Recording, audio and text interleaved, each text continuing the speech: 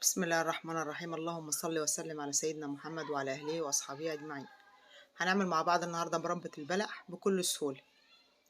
زي ما انتم شايفين معانا شوية بلح. طبعا البلح ده لو فضل عندك في التلاجة عمره ما هيتاكل، بس طبعا احنا ما عندناش حاجة بتترمي، هنستغله وهنعمل بيه المربى زي ما تشوفيه، وهتطلع معانا زي ما شفتها في الأول كده هتطلع معانا زي الفل.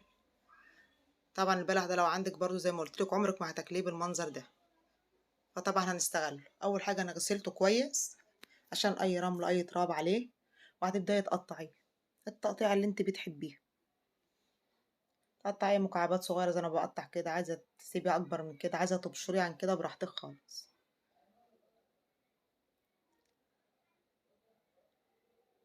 هنبدأ نقطع الكمية كلها. الكمية اللي معايا ديت بعد ما تخلص اطلع منها البذر وانضفها هتصفى على كيلو وربع، لان طبعا احنا بنوزن الحاجة اللي بنعملها مربى بعد ما بننضفها.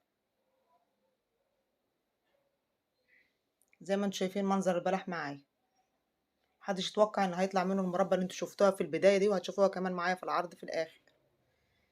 كده خلاص خلصت الكمية. هنزل عليها بكيلو سكر. طبعا ده كيلو زي ما قلت لكم كيلو وربع بلح صافي، وطبعا البلح زي ما انتم شايفين مش هيطلع مش مسكر، فعشان كده احنا هنزود له السكر شويه. الكيلو وربع حطيت عليه كيلو سكر، وهبدأ اقلبه كده واسيبه في التلاجة يبات ليلة عشان ينزل المية اللي فيه. ده بعد ما بات معايا ليلة في التلاجة زي ما انتم شايفين المية اللي فيه كلها نزلت. هبدأ بقى اخده ارفعه على النار.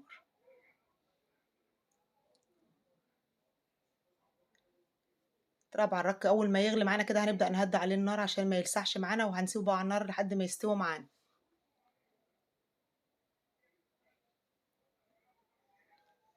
كده خلاص بدأ يغلي معانا. ده بعد حوالي ربع ساعة على نار هادية.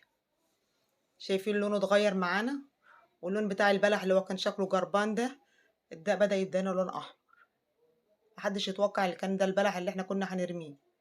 هبدأ انزل عليه بعصير ليمونة كبيرة.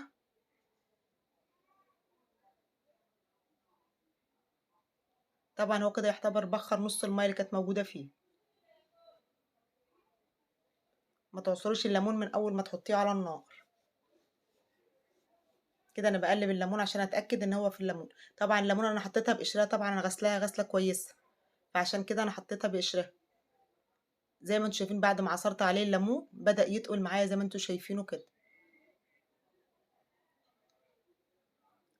ده كده خلاص بدأ يقعد معانا. طبعا انا هوريهولكوا زي ما انتم شايفين. انت بتاخدي شويه على المعلقه، بس تبعدها شويه على النار وتسيبيها تهدى. زي ما انتم شايفين هي بدأت تتقل معانا، معنى كده اللي هو خلاص بدأ يدخل على السوا خلاص. شايفين النقط بدأت تنزل معانا ازاي بالتقيلة، ما بتنزلش سريع. لو كانت بتنزل سريع هتعرف اللي هو لسه ما استواش. وكمان هجربها معاكم على طبق بارد. زي ما انتم شايفين هي مش قادرة تنزل خلاص النقطة اهي، غير بالعافية. كده خلاص تتأكدي ان المربى بتاعتك استوت. زي ما انتم شايفينها كده ما بتتحركش على الطبق لان طبعا الطبق بارد. كده تعرفوا ان المربى معاك استوت.